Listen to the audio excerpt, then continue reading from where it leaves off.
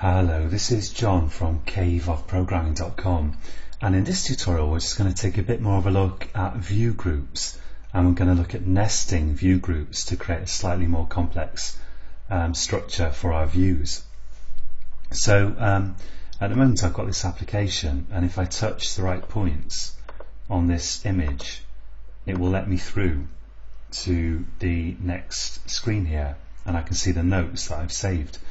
But what I'd like is a lock button by the side of this save button, so that if I click the lock button it goes back to the lock screen and back to the initial image.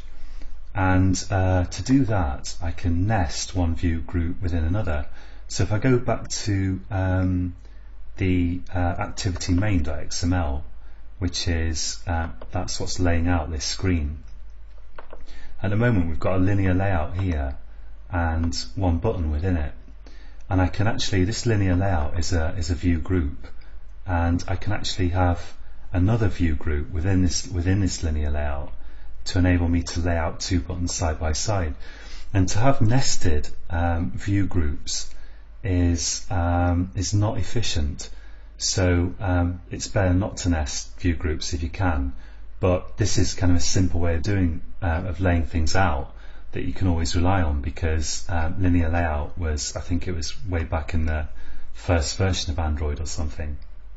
So it's always going to be there, and you can always use this technique, and you can create quite complex layouts like this. But it's better to use, as I say, a single layout if you can. What I'll do is I'm going to put a new linear layout here. Linear layout, and I'm going to take this button, cut it, Control X, and just paste it in between these linear layout tags here, and just do Control Shift F to format that. And let's copy the button, and let's have a second button underneath it. And the second button I'm going to give an ID of lock, and I'm going to make the text on it say lock as well. And I'm just going to select that and go to right click, go to quick fix, extract Android string, and the ID can be lock, that's fine, and I click OK. And that will now, if I look at strings XML, I'll now have this lock string there, which is what I want. So I'm using that string for the text on my button. And now this inner linear layout here, I want the size of it I have to attend to first. So I don't need these XML schema thingamajigs here, namespace whatsits. I don't need those on my inner linear layout. I just need them on the outermost one, the outermost view group here. But this view group here, I need to tell it how much size to take up.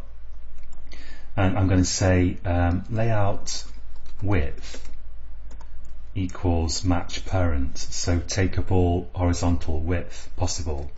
And layout height, I'm going to say wrap content, so just be big enough to contain the height of those two buttons.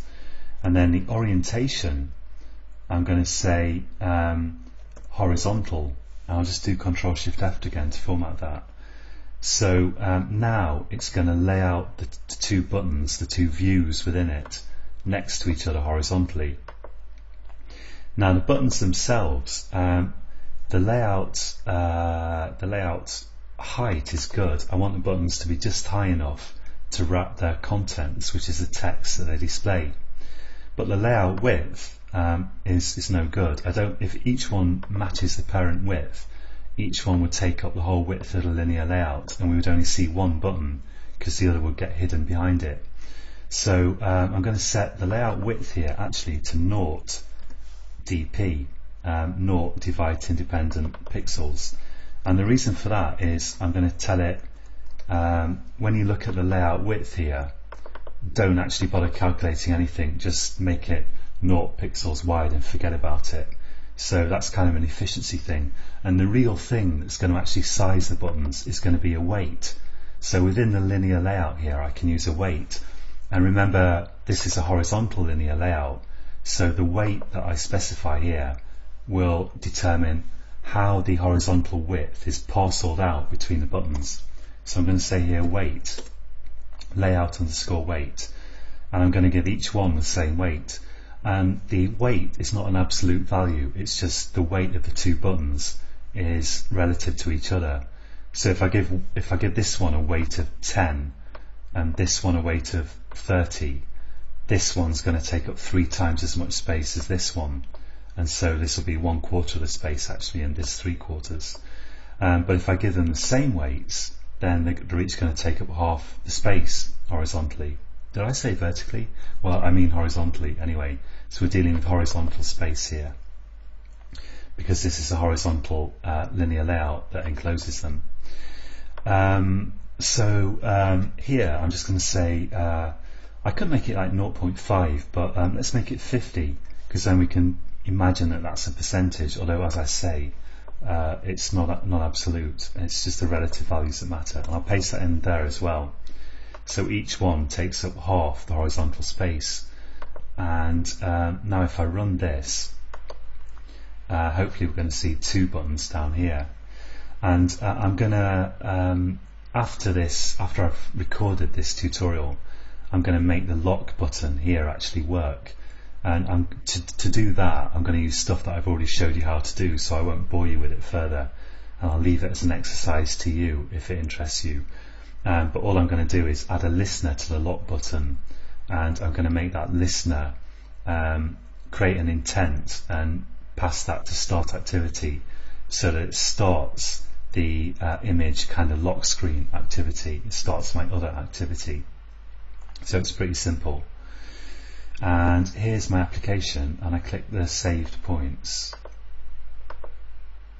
and it checks the points and lets me in.